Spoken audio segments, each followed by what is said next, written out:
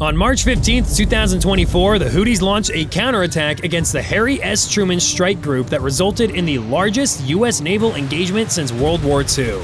But though this may appear to be a lopsided fight, it was much closer than you think. This is because seconds in this fight made the difference between success and disaster. At approximately 1800 that evening on Saturday, March 15th, the ships of the Harry S. Truman Strike Group, which included the carrier Harry S. Truman, the cruiser USS Gettysburg, and the destroyers Stout, Jason Dunham, and the Sullivans, were steaming about 50 miles off the coast of Yemen when suddenly their radars picked up something strange. On board the Aegis-equipped cruiser and destroyers, their spy radar arrays located here on the Gettysburg, or as seen here on the destroyers, are the primary eyes and ears of the ships. Each of these arrays is a 12-foot tall octagon containing 4,100 individual elements. Each Aegis ship has a total of 4 of them. With an unclassified max detection range of around 175 nautical miles, each ship is spread about 20 miles apart to make a defensive cordon around the carrier. At around 1800, the spy radars on the Gettysburg and Stout detected a series of fast-moving contacts. Spy radar is the core radar system of the Aegis-capable ships like the ones in the Truman Strike Group. It works by using 3 to 4 phase arrays around the ship that electronically scans the skies to detect and track aircraft, missiles, and other airborne threats that give 360-degree coverage. The radar uses 6 megawatts of power, which is like having a super strong flashlight, but instead of light, it sends out invisible radar waves. Because it's so powerful, those waves can travel up to 192 miles, bounce off objects like planes or missiles, and come back, helping the radar see what's out there, even far away. And no, it's not just birds or clouds. Using its advanced computer algorithms as part of its command and decision pillar, Spy is able to perform hundreds of thousands of calculations per second. This rapid, fast data analysis tells the watchstanders that these contacts are indeed dangerous, and they are heading straight towards the strike group. Within seconds of picking up these suspicious contacts, the escort's crews sound their general quarters alarms. Though these battle-hardened crews have been in the theater for months and have faced dozens of attacks before, they know this time something's different. Unknown to them, the Houthis had a secret stockpile of weapons hidden away just for this scenario. Reeling from the strikes earlier in the day, the Houthis want revenge, and they break out the big guns like this missile. This weapon is called the Asif, and it's the most advanced anti-ship cruise missile the Houthis have in their arsenal. Based on the Iranian Fateh 313 short-range ballistic missile, it packs a 550-kilogram explosive warhead. Traveling at Mach 3 speeds, or 2,300 miles per hour, the strike group with spy radars has only seconds to react, sometimes as little as 15 to 30 seconds. And that's not even the worst part. As the Asif travels along its 450-kilometer trajectory, it flies about 20 meters above the ground. As it transitions over water, it descends even further to just 5 meters above the water. This feature, known as sea skimming, is intended to stay under where Spy can see, so it goes right under its nose and into the belly of the ship. The Gettysburg is the first ship to detect the incoming threats, as it is out on picket duty. Think of it like a lookout standing far ahead of the strike group to spot danger early. Across the radar scope, watchstanders can clearly see 2 missiles inbound moving fast. Aegis recommends they fire an SM-6 missile. The tactical action officer agrees, and within seconds, 3 SM-6 missiles shoot out of their vertical launch cells towards the targets. The Standard Missile 6 is one of the most advanced missiles in the Navy's arsenal for air defense. Moving at a speed of 1.03 kilometers a second, the SM-6 is just faster than the Asif. While its official range is around 240 kilometers, many believe its actual operational range is much closer to 500 kilometers. With the ability to strike targets up to 70,000 feet in the air, the SM-6 has enough reach to take out the Asif missiles long before they reach the strike group. After leaving their cells, the SM-6's internal active seeker turns on. As it travels toward the missiles, it begins actively scanning the last areas Spy told it the enemy missiles would be before it launched. With this active array in its nose, the SM-6 is much more accurate than its SM-2 cousins. This is because while an SM-2 needs illumination from the ship's Mk-99 illuminators until its terminal phase when its seeker kicks on, as soon as the SM-6 leaves the ship, it has its own active seeker constantly pinging radar energy looking for the target. This difference in targeting is crucial for fast-moving threats since there is not a delay from the ship. Although this might not seem like a lot, those extra few milliseconds can mean the difference between splashing a threat and eating a missile. With its amazing tracking capabilities, the SM-6s find the sea-skimming Asif missiles and knock both of them down. But before the sailors of the Truman Strike Group can celebrate, the Houthis let them know they're just getting started. While the strike group was fixated on the two fast-moving targets, they didn't realize the Houthis had just fired a giant barrage of missiles. Depending on whose reports you believe, the Houthis fired between 4 to 16 more missiles at the strike group.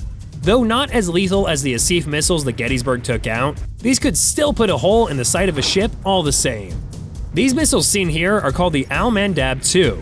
Based on the Houthis' most common anti-ship cruise missile, the Charlie 802, these missiles are basically an upgrade of it with a few added twists.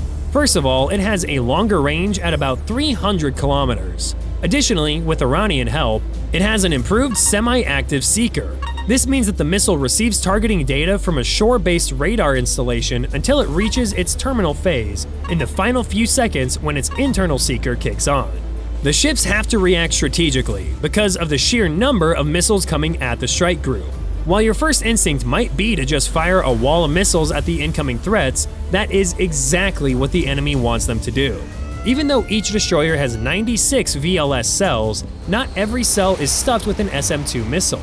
A typical loadout would include several dozen Tomahawks, evolved Sea Sparrow missiles, and anti-submarine rockets. When it's all said and done, a DDG might only have around 50 slots for standard missiles.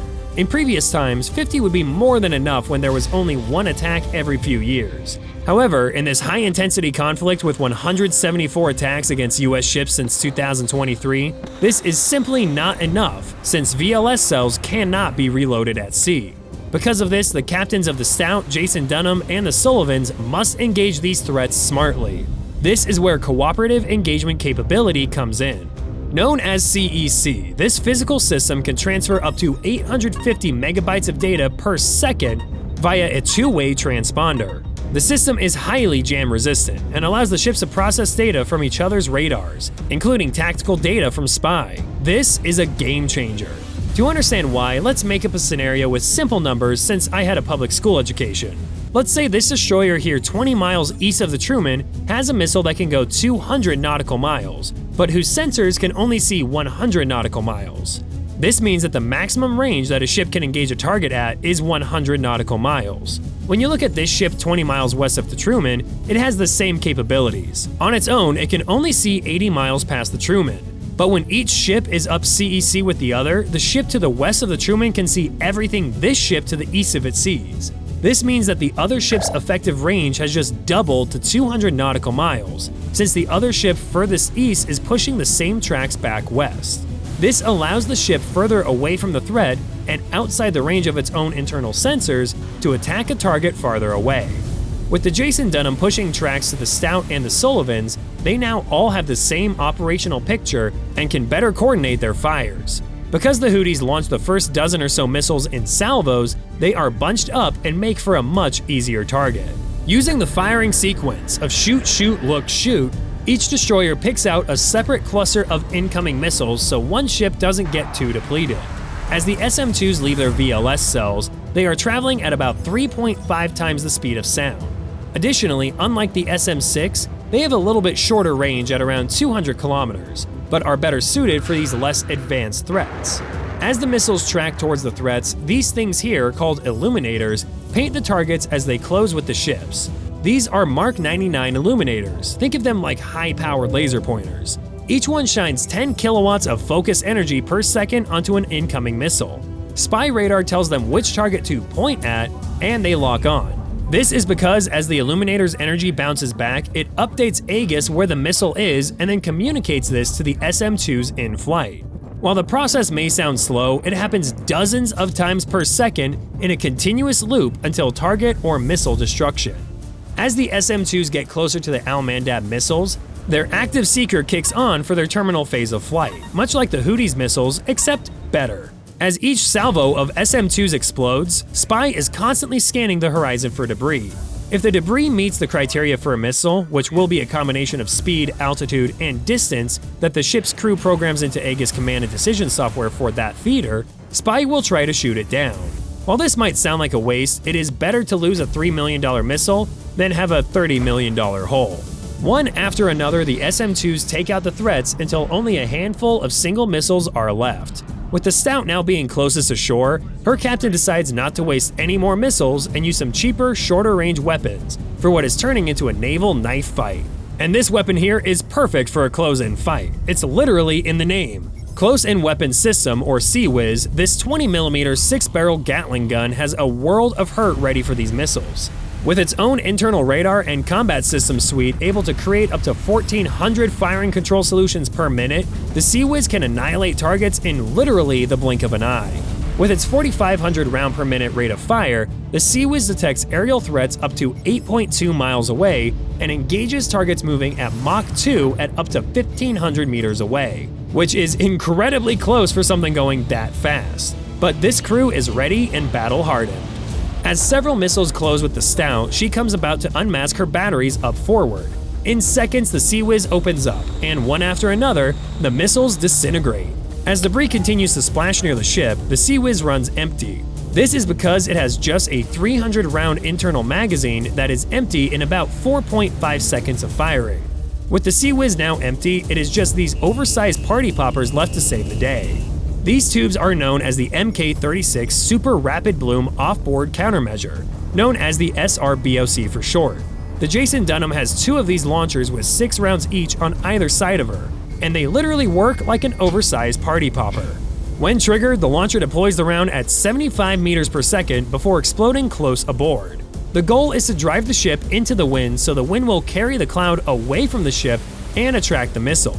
This is because this cloud is made of 3 to 5 million separate aluminum strands that are superheated from the blast to make a 10,000 square meter target. By doing this, the chaff rounds want the missiles to see the much larger target and head towards that. But instead of hitting a ship, the missile flies through the cloud and harmlessly into the sea.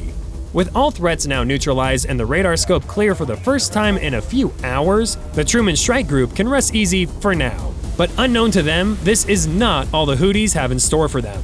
Bye for now.